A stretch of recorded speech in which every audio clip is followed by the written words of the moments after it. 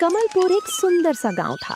गांव के किनारे एक छोटा सा कच्चा मकान था, जहां सुरेश अपनी पत्नी शांति के साथ रहता था। सुरेश के पास विरासत में मिली थोड़ी सी जमीन थी, जिस पर वो दिन रात पसीना बहाता था। लेकिन किस्मत का खेल देखिए, साल दर साल मौसम की मार और कर्ज के बोझ ने उसे कभी उभरने नहीं दिया। सुरेश के हाथों में एक अजब का हुनर था। वो जब भी तवे पर चिकन बनाता तो उसकी खुशबू पूरे मोहल्ले में फैल जाती। लेकिन गरीबी ऐसी थी कि वो खुद के लिए महीने में एक बार भी चिकन नहीं खरीद पाता था। जी, आज फिर साहूकार का आदमी आया था। कह रहा था कि अगर इस महीने ब्याज नहीं चुकाया तो हमारा खेत हाथ से निकल जाएगा। आप दिन भर धूप में जलते हैं, फिर भी सूखी रोटी नसीब हो रही है। शांति, घबराओ मत। खेत की फसल इस बार अच्छी लग रही है, बस थोड़ा सब्र रखो। मैं सोच रहा हूँ कि शाम को गांव के बाहर जो मंडी लगती है, वहाँ कुछ मजदूरी ढूंढ लूं। मजदूरी कब तक करेंगे? आपके हाथ का स्वाद चखने वाले कहते हैं कि आप जैसा तवा चिकन कोई नहीं बना सकता। आप अपना छोटा सा काम क्यों नहीं शुरू करते? काम शुरू करने के लिए पैसा चाहिए शांति, और हमारे पास तो कल के राशन खरीदने के पैसे भी नहीं है। सुरेश की बातें सुनकर शांति चुप हो गई। उस रात सुरेश सो नहीं सका। वो सोचता रहा कि क्या वाकई उसका हुनर उसे इस गरीबी से बाहर निकाल पाएगा। अगले दिन सुबह वो मंडी की तरफ निकला, जहां उसकी मुलाकात अपने पुराने दोस्त दीपक से हुई। दीपक एक बड़े बंगले में माली का काम करता था। अरे सुरेश भाई, तुम यहाँ? सुना है तुम्हारे खेत की हालत ठीक नहीं है। हाँ भाई, किस्मत साथ नहीं दे रही। कोई काम हो तो बताना। काम तो एक है, मेरे मालिक कुंवर साहब के घर कल रात एक बड़ी दावत है और उनका रसोइया बीमार पड़ गया है। अगर तुम कल वहाँ खाना बना सको तो अच्छी कमाई हो जाएगी। सुना है तुम तवा चिकन बहुत लाजवाब बनाते हो। क्या सच में? भाई मैं जरूर आऊंगा, बस तुम मालिक से बात पक्की कर लो। अगले दिन सुरेश सज धज कर कुंवर साहब की हवेली पहुंचा। वहां का तामझाम देखकर वो थोड़ा घबरा गया। बड़े बड़े चूल्हे, महंगे बर्तन और मसालों की ढेर सारी वैरायटी। कुंवर साहब एक सख्त मिजाज के आदमी थे, जिन्हें खाने का बहुत शौक था। उन्होंने सुरेश को ऊपर से नीचे तक देखा। तो तुम हो सुरेश? दीपक कह रहा था कि तुम मिट्टी से सोना बना देते हो। देखो भाई, मेरे मेहमान शहर से आ रहे हैं। अगर खाना खराब हुआ तो पैसे तो भूल जाओ, बेइज्जती अलग से होगी। मालिक, आप बस मुझे मौका दें, मैं अपनी पूरी जान लगा दूंगा। बस मुझे एक बड़ा लोहे का तवा और ताजे मसाले चाहिए। ठीक है, किचन तुम्हारा है। शाम के 7 बजे तक खाना मेज पर होना चाहिए। सुरेश ने काम शुरू किया। उसने सबसे पहले साबुत मसालों को सिलबट्टे पर पीसा। जब उसने लोहे के बड़े तवे पर मक्खन और मसालों के साथ चिकन को भूनना शुरू किया, तो उसकी छन छन की आवाज हवेली के आंगन तक गूंजने लगी। धीरे धीरे चिकन ने अपना रंग बदलना शुरू किया और मसालों की ऐसी सोंधी खुशबू उठी कि पहरेदारों के मुंह में भी पानी आ गया। शाम को जब मेहमान आए तो टेबल पर तरह तरह के पकवान थे, लेकिन सबकी नजर उस गर्मा गर्म तवा चिकन पर थी। कुंवर साहब ने पहला निवाला लिया तो उनकी आंखों में चमक आ गई। वाह कुंवर साहब, ये चिकन कहाँ से मंगवाया? ऐसा स्वाद तो शहर के बड़े से बड़े होटल में भी नहीं मिलता। ये हमारे गांव के सुरेश का कमाल है। सुरेश, जरा इधर आओ। जी मालिक, कोई कमी रह गई क्या? कमी? भाई, तुमने तो मेरा दिल जीत लिया। ये लो अपनी मेहनत के 5000 रुपए और इनाम के तौर पर ये चांदी का सिक्का। तुम्हारी जगह खेत में नहीं, चूल्हे के पास है। सुरेश की आंखों में आंसू आ गए। उसने कभी एक साथ इतने पैसे नहीं देखे थे। वो भागता हुआ घर पहुंचा और शांति को सारे पैसे थमा दिए। शांति की आंखों में भी खुशी की चमक थी, जिसके बाद उसने सोचा कि वो उन पैसों से एक छोटा सा ठेला खरीदेगा। लेकिन जब वो बाजार पहुंचा तो पता चला कि लोहे और लकड़ी के दाम आसमान छू रहे थे। उसके पास इतने पैसे नहीं थे कि वो एक नया या अच्छा पुराना ठेला भी खरीद सके। वो मायूस होकर घर लौटा, लेकिन शांति ने हार नहीं मानी थी और उसने सुरेश का हौसला बढ़ाते हुए कहा, जी, उदास क्यों होते हैं? ठेला नहीं है तो क्या हुआ? हमारे घर के बाहर जो पुरानी नीम की छांव है, वहीं एक मिट्टी का चूल्हा बनाते हैं। लोग स्वाद के लिए आते हैं, सजे धजे ठेले के लिए नहीं। लेकिन शांति, सड़क किनारे खुले में कौन खाएगा? और मेरे पास तो इतने बड़े बर्तन भी नहीं है कि ज्यादा लोगों के लिए बना सकूं। हमारे पास वो पुराना लोहे का बड़ा तवा तो है ना, जिस पर मेरी माँ रोटियां बनाती थी। वो बहुत भारी और मजबूत है, आप उसी पर तवा चिकन बनाना शुरू कीजिए और उसे परोसने के लिए हम पत्तलों का इस्तेमाल करेंगे। अगले दिन सुरेश ने नीम के पेड़ के नीचे एक साफ सुथरा चबूतरा बनाया। उसने अपनी पुरानी साइकिल के पीछे एक लकड़ी का फट्टा बांधा जिस पर वो मसाले और सामान रख सके। उसने कोयले की आंच जलाई और लोहे के उस भारी तवे को चढ़ाया। जब ताजे खड़े मसालों की खुशबू गांव की पगडंडियों पर फैली तो सबसे पहले वहां से गुजरने वाले लकड़हारे रुके। अरे सुरेश भाई, ये क्या नई खुशबू फैला रखी है? क्या बना रहे हो? भाई बस एक छोटी सी कोशिश है। तवे पर देसी मसालों वाला चिकन है, चक्कर देखो। वैसे तभी ना जब स्वाद अच्छा लगे। लकड़हारे ने जैसे ही पहला निवाला खाया उसकी थकान गायब हो गई। धीरे धीरे बात फैल गई कि नीम के पेड़ के नीचे सुरेश नाम का आदमी 25 रुपए में जादुई स्वाद दे रहा है। बिना किसी दिखावे के सुरेश का काम चल पड़ा। लोग शाम होते ही नीम के पेड़ के नीचे इकट्ठा होने लगते। लेकिन एक शाम अचानक मौसम बदल गया।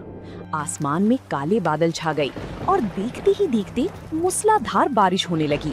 सुरेश का चूल्हा बुझ गया और जो थोड़ा बहुत चिकन बचा था वो बारिश के पानी में भीग गया। सुरेश के पास छत नहीं थी, इसलिए उसे अपना सारा सामान समेटकर घर के अंदर भागना पड़ा। देखा शांति, छत ना होने का नतीजा। आज की सारी कमाई भी गई और जो माल बचा था वो भी बर्बाद हो गया। प्रकृति के आगे हम गरीबों की क्या बिसात।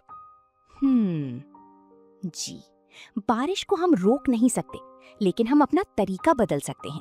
अगर लोग यहाँ नहीं आ पा रहे तो हम उन तक पहुँच सकते हैं।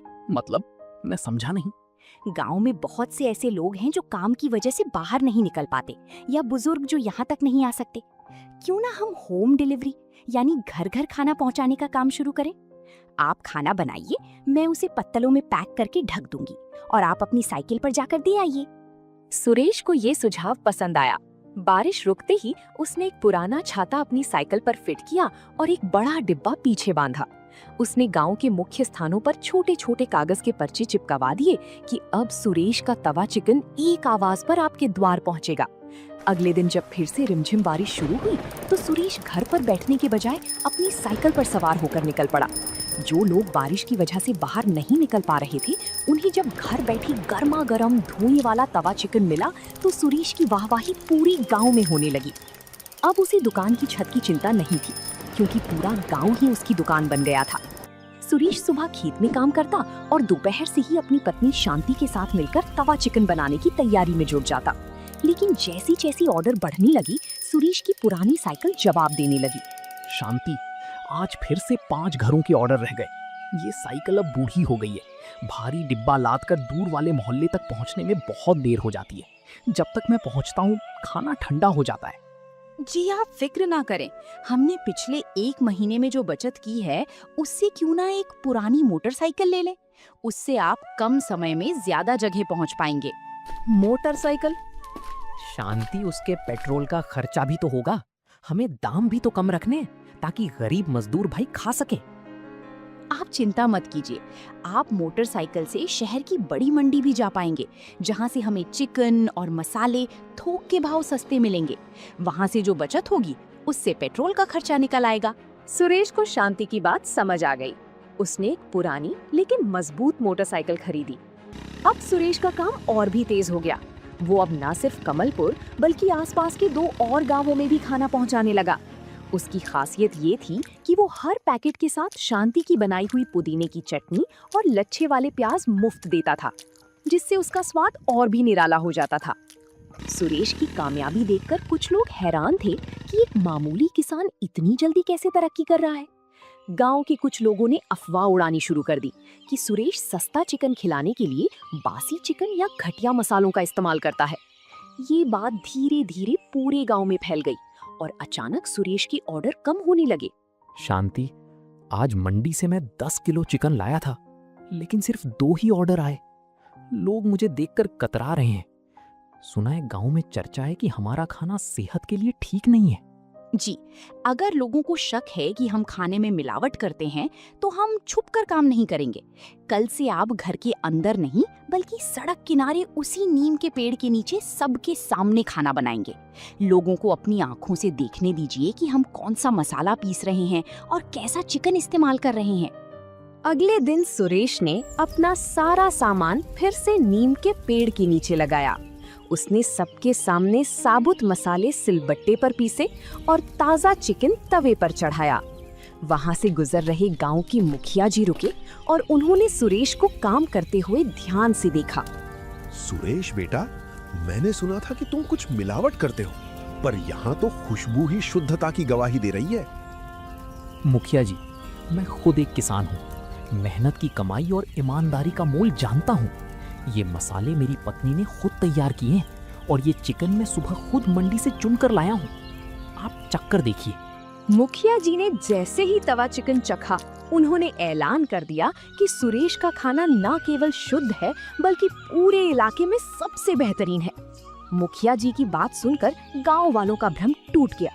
जो लोग अफवाहें फैला रहे थे, उन्हें मुंह की खानी पड़ी। उस दिन सुरेश के पास इतने ग्राहक आए कि उसका सामान कम पड़ गया। सुरेश ने साबित कर दिया कि पारदर्शिता और ईमानदारी ही व्यापार की सबसे बड़ी पूंजी है। शुद्धता की परीक्षा में पास होने के बाद सुरेश का नाम अब दूर दराज के शहरों तक पहुंचने लगा था। जो लोग शहर से गांव की तरफ से गुजरते, वे सुरेश के तवा चिकन के लिए अपनी गाड़ियां जरूर रोकते। अब नीम के पेड़ के नीचे की जगह कम पड़ने लगी थी। सुरेश और शांति ने महसूस किया कि अब उन्हें एक स्थायी ठिकाने की जरूरत है, जहां लोग आराम से बैठकर तवा चिकन खा सकें। तभी सुरेश कहता है, शांति, अब इतनी बचत हो गई है कि सड़क किनारे वाली वो बंजर जमीन किराए पर ले सकें। मैं सोच रहा हूँ वहाँ एक छोटा सा कच्चा ढाबा बना लूं। जी, विचार तो बहुत अच्छा है, पर वहाँ बैठने का इंतजाम कैसा होगा? हमारे पास महंगे फर्नीचर के पैसे तो अभी भी नहीं है। हमें शहर के रेस्टोरेंट जैसा दिखने की जरूरत नहीं है शांति। हम वहाँ बांस की कुर्सियां और टेबल रखेंगे। लोगों को गांव का असली माहौल मिलना चाहिए। हम उसका नाम रखेंगे सुरेश का देसी तवा चिकन। सुरेश ने मेहनत शुरू की। उसने खुद अपने हाथों से बांस की झोपड़ी तैयार की और दीवारों पर गेरू से गांव की सुंदर कलाकृतियां बनाईं। शांति ने वहां छोटे छोटे मिट्टी के दियों का इंतजाम किया। जब ये ढाबा बनकर तैयार हुआ तो ये किसी महल से कम नहीं लग रहा था। उद्घाटन के दिन सुरेश ने पूरे गांव के बुजुर्गों को मुफ्त में खाना खिलाया। सुरेश का ढाबा अब कमलपुर की पहचान बन चुका था। तभी एक दिन शहर की एक बहुत बड़ी फूड चेन कंपनी का मैनेजर अपनी लग्जरी गाड़ी से वहां पहुंचा। उसने सुरेश का तवा चिकन चखा और वो दंग रह गया। उसने सुरेश के सामने एक ऐसा प्रस्ताव रखा जो किसी भी गरीब आदमी का सिर चकरा दे। सुरेश जी, आपका स्वाद बेमिसाल है। हमारी कंपनी चाहती है कि आप हमारे साथ जुड़ जाएं। हम आपको शहर में एक बहुत बड़ा रेस्टोरेंट देंगे और बदले में आपको बस अपना ये मसाला फॉर्मूला हमें बेचना होगा। हम आपको इसके लिए 10 लाख रुपए एडवांस देंगे। 10 लाख रुपए? साहब, ये तो बहुत बड़ी रकम है। पर मेरा मसाला तो कोई गुप्त फॉर्मूला नहीं है। मेरी पत्नी खुद इन्हें पीस कर तैयार करती हैं। वही तो बात है। हम चाहते हैं कि आप ये काम छोड़ दें और हम इसे फैक्ट्रियों में मशीनों से बनाएंगे और आपके नाम से बेचेंगे। आपको बस घर बैठकर पैसे गिनने होंगे। सुरेश उस रात सोच में पड़ गया।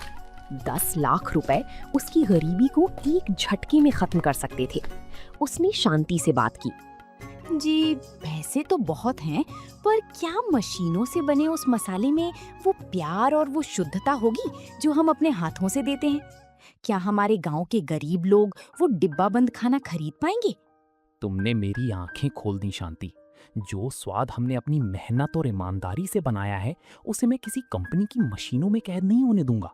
मेरा काम पैसे कमाना ही नहीं, लोगों को अच्छा खाना खिलाना भी है। अगले दिन सुरेश ने मैनेजर को कंपनी के साथ जुड़ने के लिए मना कर दिया।